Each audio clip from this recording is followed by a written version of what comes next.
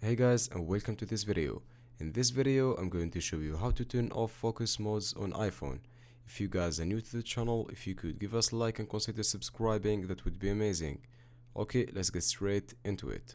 So, focus mode can be super useful, but it can be annoying sometimes because it means you can go and miss some important notification, for example calls, messages, or another type. So what we can do is go and turn it off.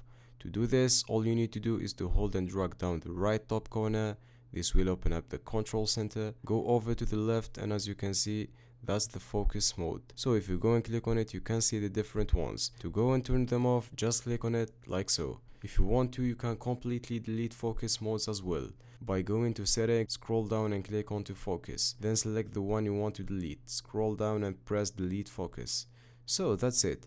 That is how to turn off focus modes on iPhone. I really hope you found this video useful. If you could give us a like and subscribe, we would really appreciate it. Catch you guys in the next one.